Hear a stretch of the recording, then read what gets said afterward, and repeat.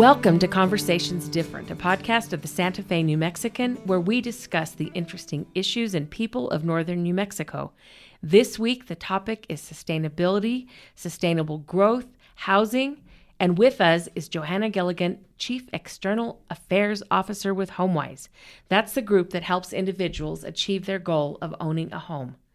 She's going to be talking with us about an important speaker series happening now, focusing on the future of Santa Fe.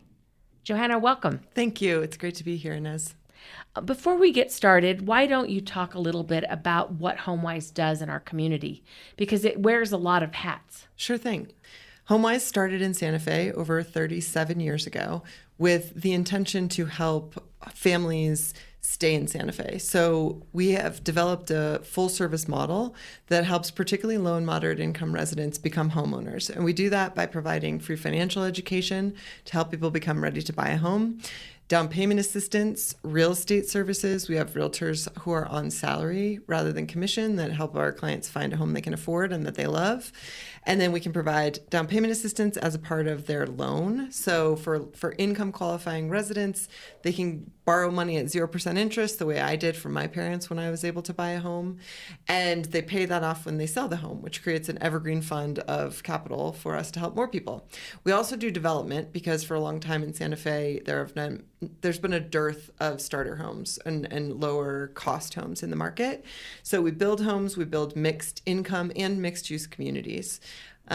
We also do home improvement lending and have launched a community development department, which brings the commercial components to projects that are mixed use.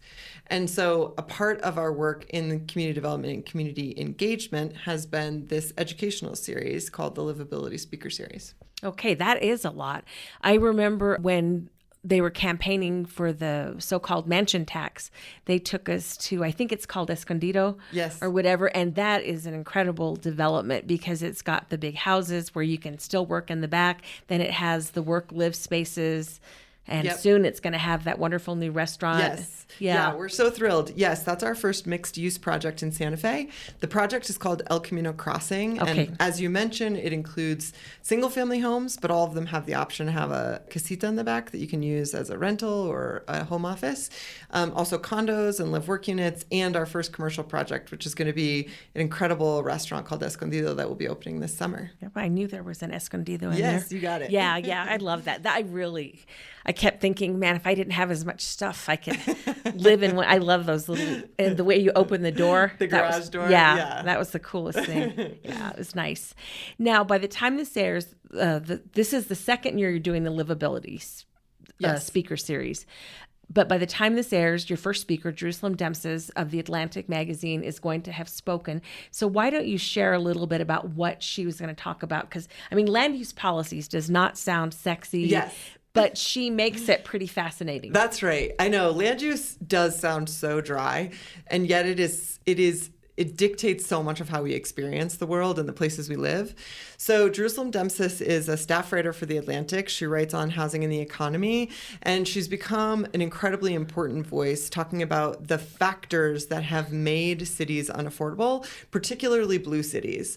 So she talks often about how zoning is unintentionally limiting the ability to create the kind of cities that we want, whether that means it's limiting our ability to build more affordable housing or it's limiting our ability to build communities that are more sustainable because they're more dense, they're more mixed in their uses, they create more opportunities for transit and connectivity. Well, talk about some of the policies. I would imagine like lot size is a thing, parking requirements. That's right. The whole idea of single family residence is probably an idea whose time might have passed. Yep. You know, those kinds of things. Yet in a town like Santa Fe where people come here because, you know, it's charming, it's by the mountains, blah, blah, blah, there's this nostalgia for a past that probably didn't exist, and everyone resists everything almost. Yeah, I think Jerusalem talks about the desire to preserve communities in amber and how it is impossible to do that. And instead, what we end up doing is stopping development in one part of town that leads often to sprawl development in another part of town. And I think we've seen a real history of that in Santa Fe. We are lucky to live in such an old city, and we're lucky to have a part of our city that is a pre-car kind of built environment. And so I think it's been really important to protect that. But I think what we've done that has not been as forward thinking is we've kind of thought that we could stop development. And in fact, development doesn't stop, it just morphs, right? So if it doesn't happen here, it happens there. Or if it doesn't happen at all, then you just get the kind of inaffordability issues that have caused, in our case, thousands of people to migrate out of the city, lower income residents, to Rio Rancho or to Albuquerque, where they might be able to buy a home they could afford or something like that. Yeah, and it's not even really lower income residents anymore. That's right. It's like, teachers and nurses and even, like doctors who are doing public health doctoring, kind of thing. And it's fascinating to me that we want a city that's vibrant and interesting, and we're basically telling young people, well, you have to live with your mom until you're 100. Yeah. No, that's right. And I think that, zoning and land use policies are kind of the hidden rules that create these housing patterns.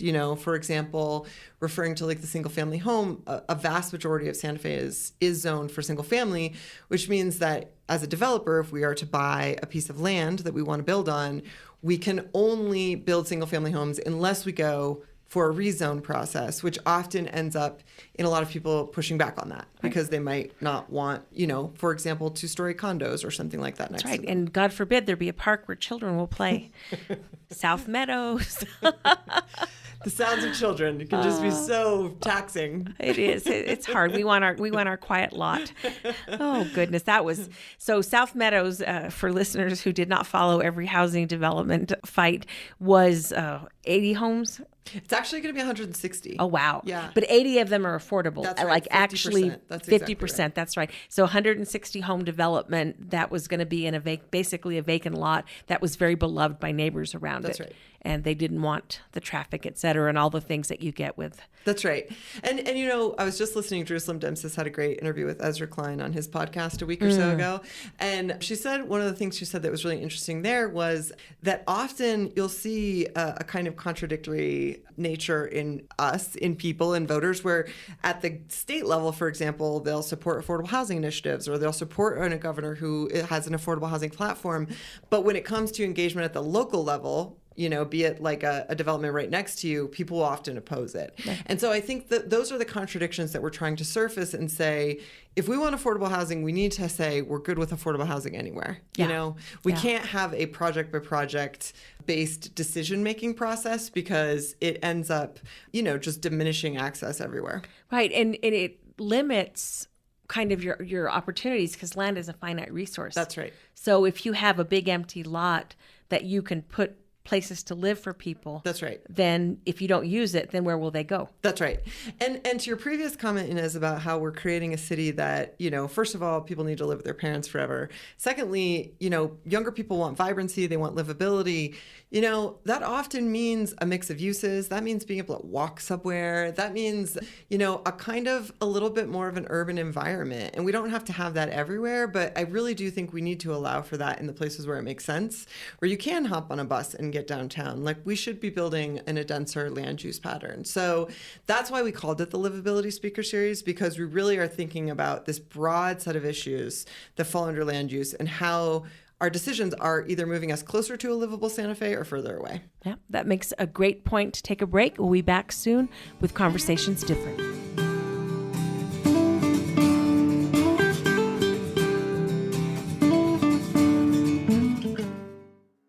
Thanks, Inez. This is Patrick Dorsey, publisher of the Santa Fe New Mexican.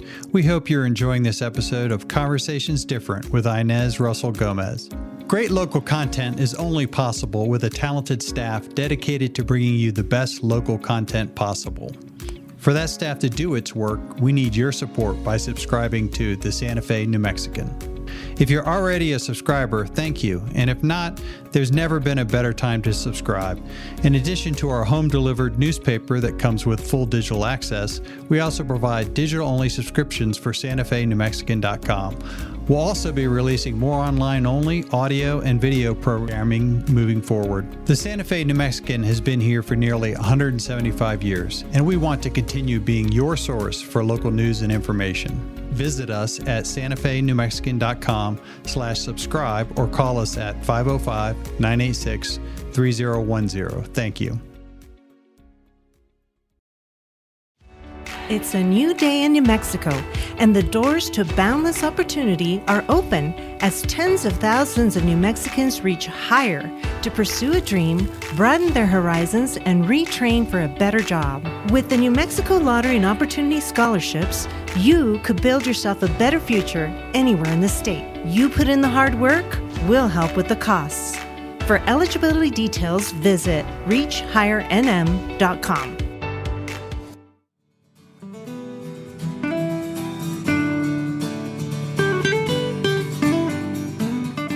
We are back with Conversations Different and Johanna from Homewise. And I want to make one quick note before we leave. One of the things that I know our owner, Robin Martin, would be interested to learn more about in your Livability series is how we can reduce the size of parking lots and parking requirements and maybe change our streetscapes into something that's actually attractive. We love talking about parking. Last year, we brought an author named Henry Grabar, who wrote a really great book called Paved Paradise, How Parking Explains the World.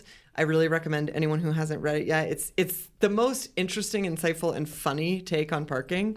And I definitely think parking is such a huge and often unconsidered factor in land use. You know, I didn't even really start thinking about it this way, but it is kind of odd to imagine that we have the government telling us how many parking spaces we need based upon use. You know, so if it's a dentist's office, it's this much. If it's a restaurant, it's that much. And yet when you drive around everywhere, mostly what we see, I can't remember the last time outside of downtown I saw a full parking lot. Right. Or maybe the mall at Christmas. And exactly. And you're That's planning right. your lot for the exactly Black Friday. Exactly. And yeah.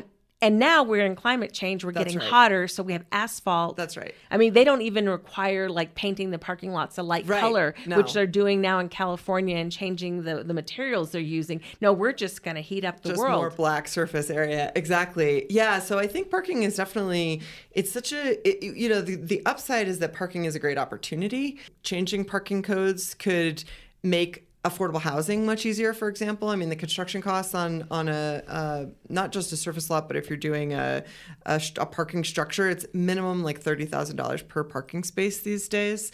So it's a very significant cost. And it also opens up a lot of opportunity if we change our parking minimums to think about how we might absorb some of those parking lots and use them for housing. That's right.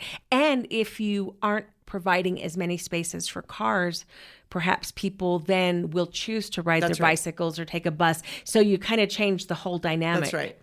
We've been getting really excited about improving connectivity as a developer. So we're, adding this park to the Los Prados project that we're building that's going to be alongside the Acequia Trail extension. But we're also starting to get involved in places where we can help with connectivity. So we just helped connect the Acequia Trail at Mays Road to Dos Hermanos Park, which is super exciting. That's going to be a new way for people to walk or bike, for example, to Escondido from Casa Alegre and other neighborhoods nearby when it opens this summer. And I think you really do have to get all these things going in tandem. You need to improve your biking access, but at the same time, you need to make it harder to park. You need to make it harder to drive so that more people will start to choose alternatives. Yeah, even if they just carpool, that would make a huge difference. That's right. Yeah. Yeah. One of the things that strikes me about biking in Santa Fe is that cars do not like to ride with bikes. That's right. And I know I get annoyed if I get behind a slow bike because I want them to be in their own space. Yep. And I'm happy to share the road, but that means you move over and let me go through. Right. And I know that's not the way it's supposed to be, but I'm very careful. I don't go close to them or anything else because I don't want to hurt anybody but the roads are not clear. They're dangerous. And it's like, how do you expect people to bike when they could die at any moment? That's right. No, we have made I think it's both infrastructure and then it's kind of culture that shape the experience for bikers and walkers. It's like, how safe do you feel because you're in a protected lane, but then also how are drivers treating you? And that really varies. And I lived in Cambridge for a year, and if I set foot in a street, the cars around me would stop. That's because that's how the rules are enforced. But this year, the closing speaker of the Livability Speaker Series is going to be Jeff Speck, who wrote a book called Walkable The Walkable City? Yes, Yep. that's it. The Walkable City came out a while ago, but it's been a really, really important book for thinking about how to make cities more walkable. So we're excited to continue this conversation about connectivity and parking and walkability with Jeff closing us out this year. I think there's just huge opportunities on the horizon as we update the land use code to think about how we can incentivize multimodal transit. The other thing that's exciting right now is that e-bikes are becoming more and more popular, and Santa Fe really is a scale of a city that you could commute, from downtown to parts of the South Side or vice versa on an e-bike. My boss, Mike Lofton, got an e-bike and often comes from the east side to our office on side of the road by bike. So, I think it's hard to get away from an entirely, like a car-free lifestyle here, I think is really challenging. But going down to one car per household, I think is becoming increasingly easier. Yeah, that's an interesting way to look at it. Because think about if you don't have to have all your cars parked in the street, then people could walk. That's right. Or at least you wouldn't be worried about someone dinging your paint. Yes, that's right. It'd have an advantage. Now, the next speaker that's coming on June 20th, I believe, by the time this airs, is, I think, really topical for Santa Fe because the topic is homelessness is not a housing project. Yep. Or homelessness is a housing problem. Exactly. It's the topic. And I know everyone that I talk to basically and writes letters will say, no, it's because they're on drugs and they're mentally ill, blah, blah, blah. Yep. But that's not it. Yeah, we're really excited to bring Greg Coburn to town. He's been a great voice, author, as you said, of homelessness is a housing problem. And, I think that it's been really disheartening to see the rise in homelessness in Santa Fe. Having grown up here, it's really shocking to think about what it was like when I was a kid in the 80s versus what it's like now. And I have so much compassion for people who are living unhoused. Can't even imagine how stressful that is. And yet it also is obviously stressful for neighbors. I was riding my bike to work the other day and someone, had just had a negative interaction with an unhoused person. And so it's what we might call a wicked problem. But I think what Greg Coburn is going to really help us understand is that people may be suffering from a myriad of issues when they are unhoused, including substance use disorder, including mental health issues. But fundamentally, if we don't have housing that people can afford, then what's going to happen is we are going to see more and more people living on the street. No. And I was talking recently to someone who just became homeless. It was a really unfortunate series of events. And his response was, I don't use drugs, I don't drink, but I may start. Yeah. Because the shock of being without a place to go, without a routine, without a bathroom is horrible. It's just... I can't imagine trying to be sober and living on the streets. Which is not to say that there's just clearly the fentanyl epidemic is just tearing people and communities apart. And I think we really need to come at this from a mental health issue as well. But I think understanding the fundamental economics of how housing markets change and how that affects homelessness is really important. Because if we are misdiagnosing the problem or if we're only diagnosing a part of the problem, then we can't get the right solutions in place. And I think that, as important as the shelters are to Santa Fe, whether St. E's or the Interfaith Shelter, when you look at a crisis shelter and you're checking in a guest and you see that they've been there for 10 years, it's not a crisis anymore. That's right. It's a routine. It's a way of being. So how are we doing to move that person to a different way of living? Yeah, and part of what inspired us to bring Greg Coburn to town was talking with a lot of the leaders of different housing service providers and hearing from them that they had sometimes upwards of 30 clients that had rapid rehousing vouchers or other housing, assistance. So they were ready to go, could move in, and could not find a single place to accept their housing vouchers. Yeah. No, I overheard a conversation. I work on Saturdays as a check-in person at Pete's, and this person got a voucher and it wasn't maybe going to cover Espanola. Ugh. That's how severe the problem has gotten. And you think about if you can't find a place to live, what do you do? You're stuck.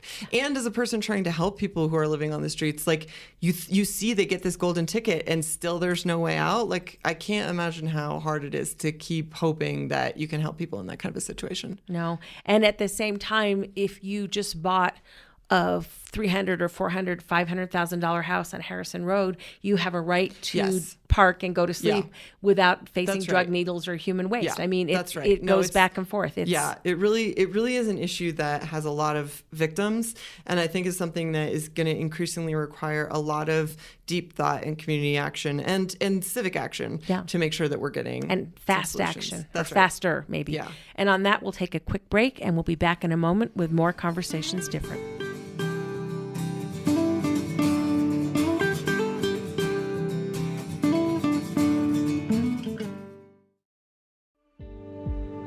My name is Maria Jose Rodriguez Cadiz, and I am the Executive Director with Solace Sexual Assault Services. Our mission is to prevent sexual violence and empower survivors of sexual violence through restoring dignity, strength, and resiliency. For almost 51 years, Solace has reduced the impact of sexual violence. We do it by focusing on human rights, social justice, hope, and dignity. We believe survivors are experts in their own experiences and acknowledge that empowering them is crucial to their healing. Our advocacy, forensic interviewing, and therapy services are centered to their needs. Our sexual violence prevention programs in schools and community is just as important. Please check our website at findsolace.org. And if in need, you can call our 24/7 hotline, which is 800-721-7273. Your support is crucial to the lives of survivors. Thank you. Gracias.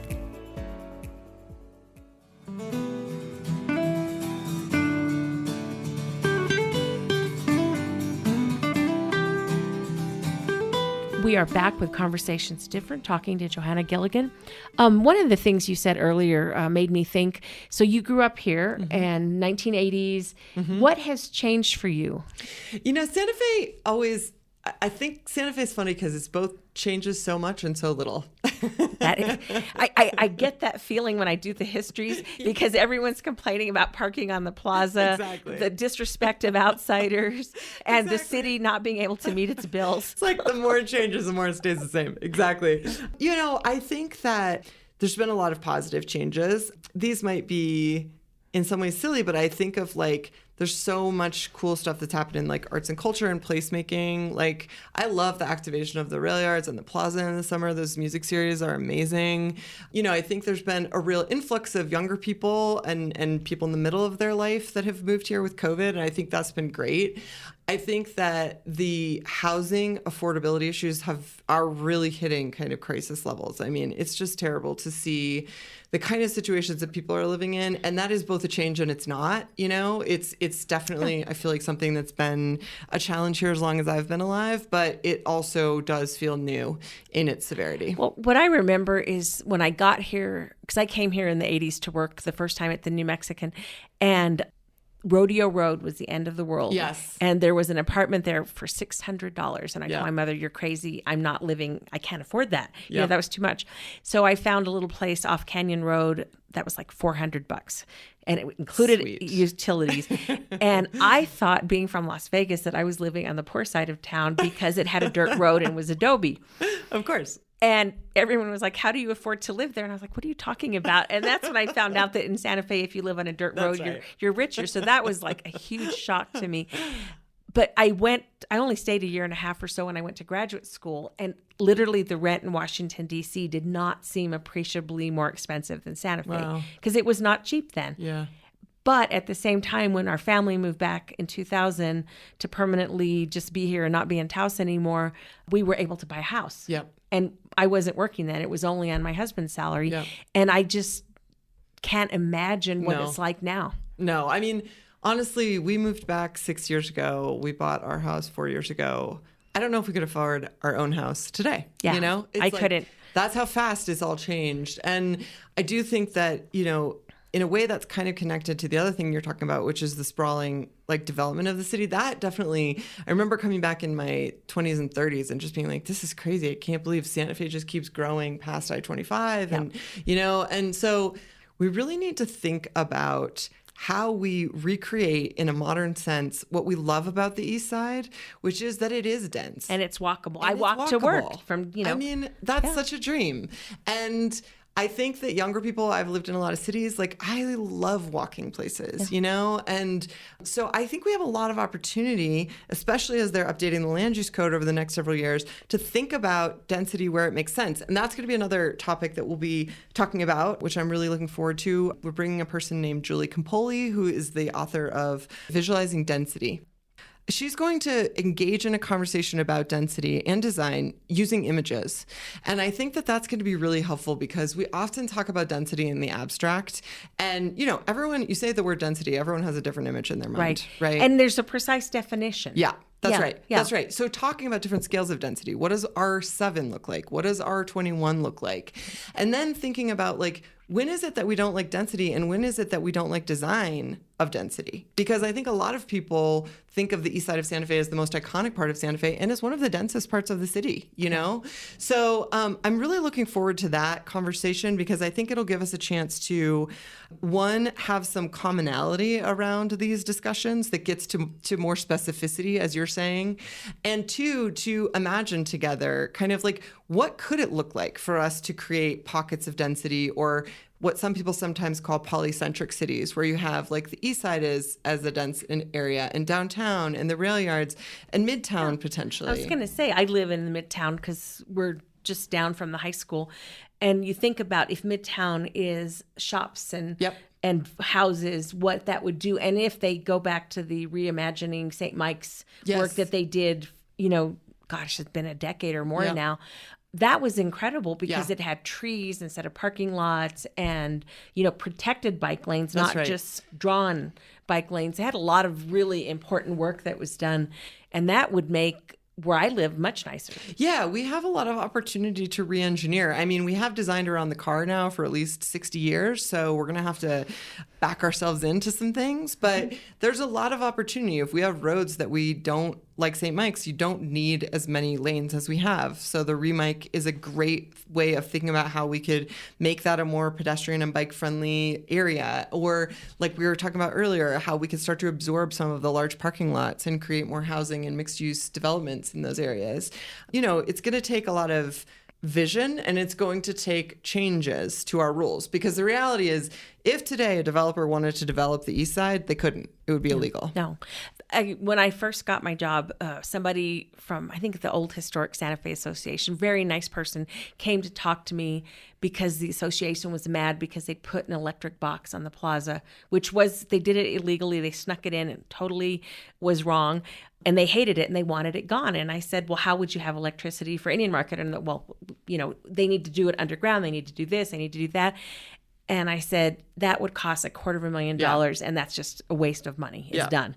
And I said, put a fence around it. And, you know, she's like, you don't understand. I said, my favorite buildings in Santa Fe do not comply with anything.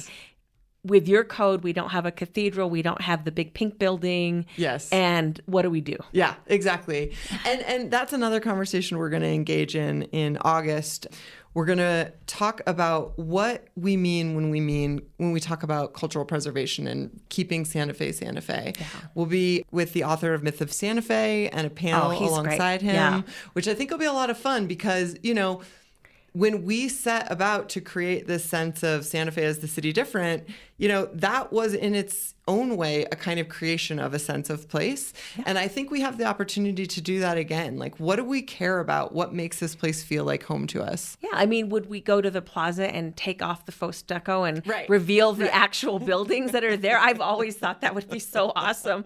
And it's That's like a great conceptual project. You know, I told this person at the time we were having a fight on the plaza, I said, I want to go back to corn on the plaza and lots of donkeys, which I guess we had last weekend. But, you know, what is historic? Yeah, what's historic? Exactly. You know? And I think something that we talk about a lot is it's not just buildings that make a place give it a sense of place. It's the pattern of the land use. So the east side is not just the adobe buildings, but it's the fact that the streets are really narrow. But even more importantly, maybe it's the people, right? It's the culture bearers that have created a sense of place here and everywhere else. And none of those culture bearers live on the east side. So you could argue that we've lost it anyway, So, even if it looks nice. That's right. Like, we have to think about preserving all of those things. We can't just take one part of it. Yeah, the culture bearers are now in Bellama. Yeah. Oh gosh, I remember interviewing Eddie Ortiz, the former school superintendent, and I guess his grandma's house was bought by Laura Gilpin. Oh, really? So talk about, a great cultural thing, Yes. but his family didn't live there anymore. Yeah. And it's the people who were smart enough to stay, or who were wise enough to understand that what they had was so precious. Yes. Is one of those kind of interesting, just, contradictions in the world. Like, I get a new house, but no, this old house with the mud falling on my roof, or the dirt coming out of the ceiling is better. Yeah. And we didn't always know that. That's right. I think that's really a big part of the reason why Homewise exists, because we want to give people the option to choose, right? Yeah. Like, you could choose to sell your house, but you should be able to have that choice, whether you want to leave or not, rather than you have to leave because you can't afford your rent. Yeah, no. And I know the time when we bought our house, houses were going up. And it was still, you could get a house under $200,000. So it's a completely different world. But I remember telling my husband, if we don't hurry, we will never get on this wagon because it's going too fast. Yep. And we didn't have any money, no family to, loan us a bunch or whatever. Yep. And we were able to buy a house with very little down because it was still legal back then. Yep. And in a year and a half, we were able to refinance it to get the 20% Wow. gone. That's how fast it went up that time. And that is nothing compared to today. That's incredible. And I just think no one should be that anxious about where they live. No, that's right. I mean, I think our vision here with this series is to try to push a community conversation that is not about particular projects, but is really about values, and it's really about vision, and is about systemic change, and allows us to work together to create policies that are going to make sure that we're creating a Santa Fe for everybody, not just for people that can. How do you have a conversation with people who are beautiful, well-meaning, kind, obviously very liberal, who then say, but we moved here for this, and we want this? Yeah. I do think that that's such a common conversation. I really care about affordable housing, just not here. I've heard that a lot of times, right? And I think what's real is, like, I understand that this is all about trade-offs. So for someone who lives next to, say, Los Prados, there may be a feeling of loss, and, they can't walk their dog on 22 acres of land anymore, or they won't be able to at some point. But I think that for me, when I try to have these conversations with folks, I try to center the idea of equity, because it's like, we live in a community, we live together, and therefore we have to accept the trade-offs that come with living together. And I respect that you feel a sense of loss around this. I think you might be under anticipating the gain. There's going to be a beautiful 5-acre park next to you. You might really love that. But it's also about remembering that there are other people. While you may not have this place to walk your dog, for example, there are people right now who are living doubled up in a trailer right next door to you in the country club, for example, because they can't afford to live in their own home. So to me, it's really about trying to broaden people's perspectives beyond just like, what is your possible loss, to what is the gain that other people that we live with might have or will have as a result of this. And how do we draw our circles wider than just ourselves or our family? How do we continuously think, I live with these other people, and therefore I have to value what's important to them too. I love that. And on that note, this has been another Conversations Different. We'll be back next week.